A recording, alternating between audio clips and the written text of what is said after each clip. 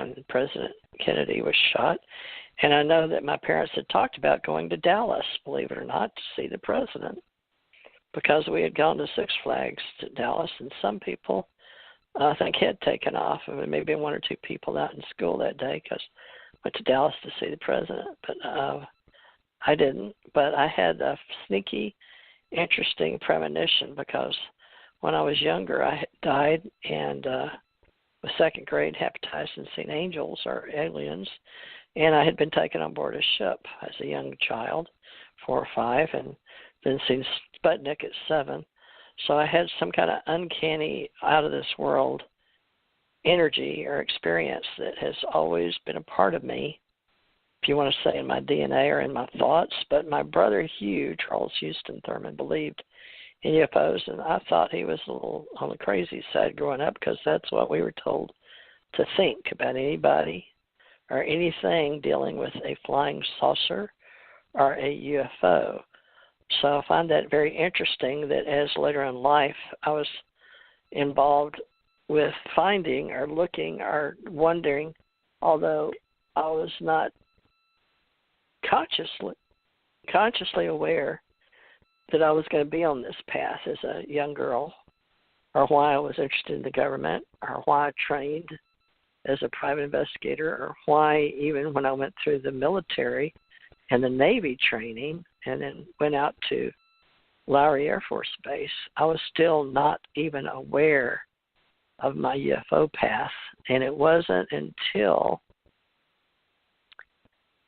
I came out of there and was trained to watch things in the air and I guess look at what we would call satellites now or computer screens now.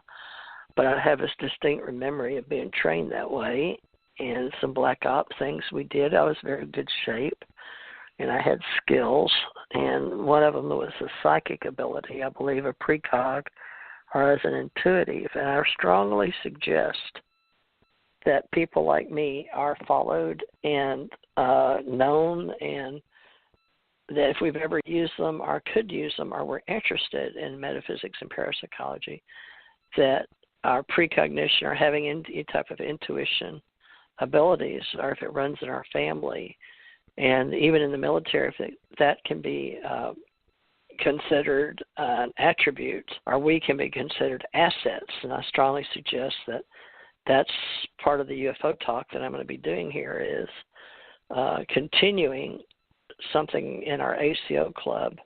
That's going to be for people like me that have worked in the military or been around UFOs that can prove to me with knowledge that they were instructed to be a part of this, what some people call disclosure, geopolitics, exopolitics, and that there are people that are part of not politics and not religion, but they're historians and researchers such as myself. I consider myself now a journalist or writer because I'm on my own spiritual path, but I'm also on a path to find out what's really going on. And I believe that some of the time when I was investigating from a third-party contractor point, I was actually working out of uniform and being trained in civilian clothes when I was working in the JAG office. Judge Advocate General got the reports we did when I would get FBI, and Naval Investigative Service would bring FBI reports and NIS reports, and we would combine them all together and then have the officers that were assigned to do certain investigations inside our naval bases, and we would put together the reports. And that's how I learned to conduct legal investigations inside for the Naval Military Service. And I read the OpNav and SecNav and all these manuals we had. And then I got to work in classified when I went to Hawaii and worked literally a desk right outside a vault. A vault we walk in. We had a vault in Hawaii too, and working in clearances. So my training is very curious as to how all this stuff goes together. But I find it interesting that my husband and I crossed paths, and I want to track this meeting Thomas R. Morris and his story and how we happened to meet and the journey I went on. And you can look at the book called Roswell Encounters. You can get a copy. It's very inexpensive ebook off of Lulu.com or Amazon.com. Roswell Connection, Roswell Encounters, various books out there. One about Thomas and I wrote together. And part of the truth is in there, and part of it is just, it's the truth, but the names are changed, so to speak, to protect the innocent, I guess you'd say, or the guilty. But anyway, there's some truth in that story, and I want to bring it forward. And I believe it's time to put this story together and see how my Men in Black story worked together, how it works together with Tom and I meeting and people that could speak with ESP in front of me and with me, and seeing the little grays, and then Bob Lazar's story on working on what he called a sports model UFO he put together, and then read Art Bell, who I'd talked with, and Stanton Friedman, who I'd talked with, and met J. Allen Hynek. But I was like, what am I a part of? Because I wasn't reporting into anywhere, and I was told while I worked for attorneys to never talk about certain things or I'd be fired, any government cases. But I always felt like some high-minded people were involved, and that certain people pulled the strings with the money that came and went, and then to be inside the government was different. And having experienced UFOs, they seem to take that serious. And the fact that I had many experiences and was on my own journey, they seemed to be interested, whoever they were. I don't believe it was any one branch of the intelligence community, although the only men that I was shown during a polygraph in the Central Intelligence Agency, I went to Tyson's Corners, stayed in a hotel, was flown in from Great Lakes in Chicago when I'd put in with the Office of Personnel Management, the OPM. I'm sure anybody that's ever worked for the government is familiar. If not, you can look up Office of Personnel Management, OPM. And that's who, when I went to the, I think it was Delta, it may have been American Airlines. I don't remember one of those airlines, but you didn't say you're going to for CIA background check or employment or going to job. You just said you were going checking in with the OPM, and then a lady from the front desk would tell somebody, and then another girl would come out and handle the paperwork for me to fly. I guess they were fairly common with people coming and going in the airlines. So that's how that worked, from Chicago O'Hare into Washington, D.C. And when I flew in there, and there in 87, it was May 6th, I believe, to May 10th, something like that, 1987. And I kept all the paperwork for years and years, kept a paper trail for myself. Not that it means anything now, because it doesn't. It's just a story.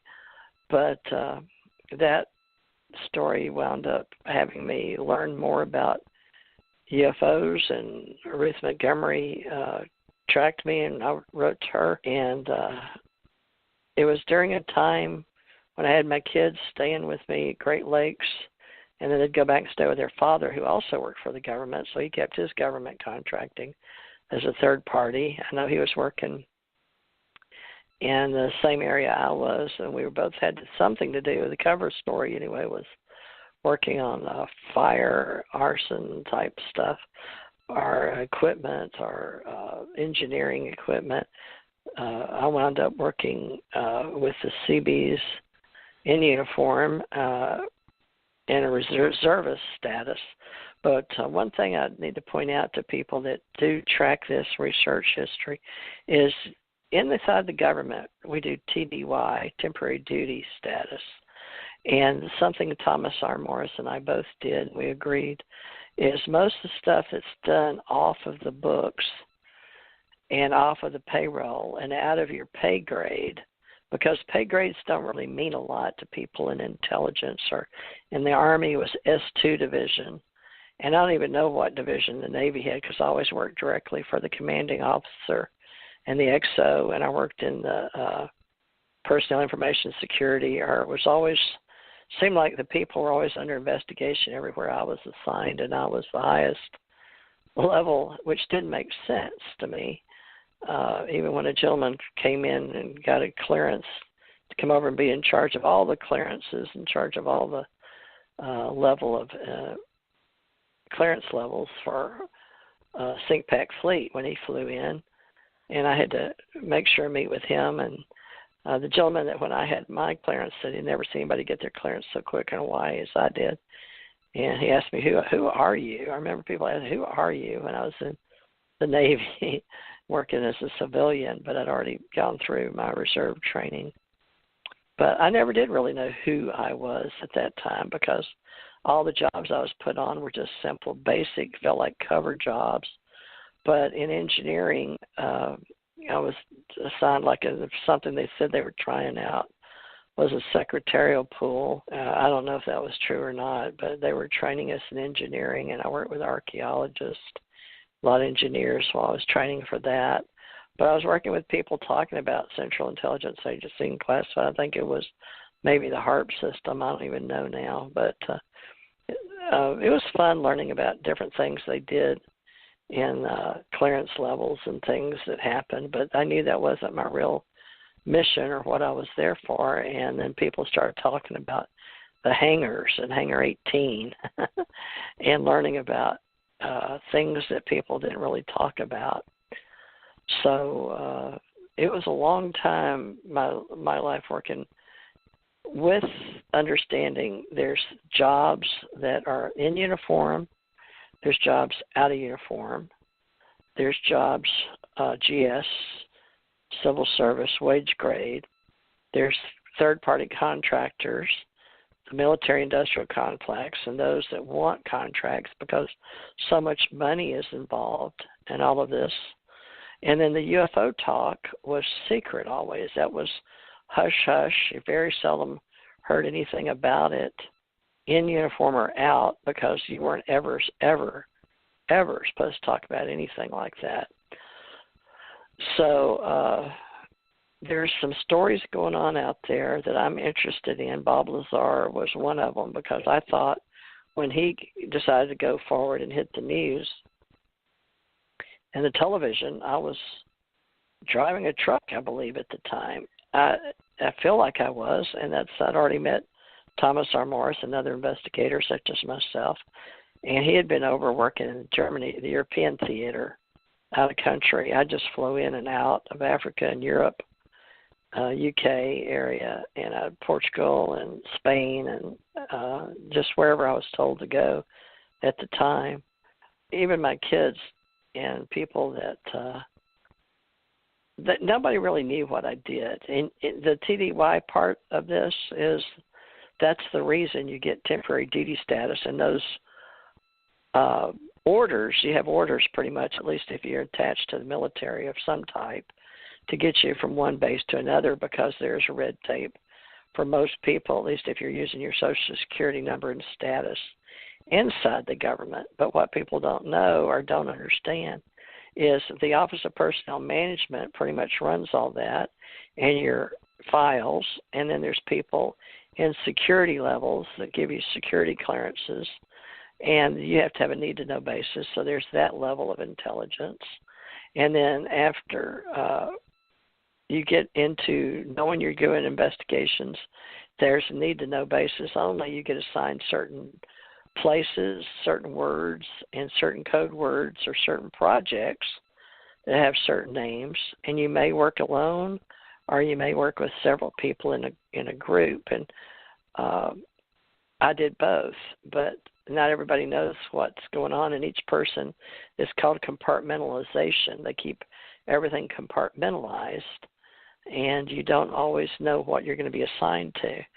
Now, how does all this play into what we speak of these days, geospatial, phase spacing, gravity, space-time,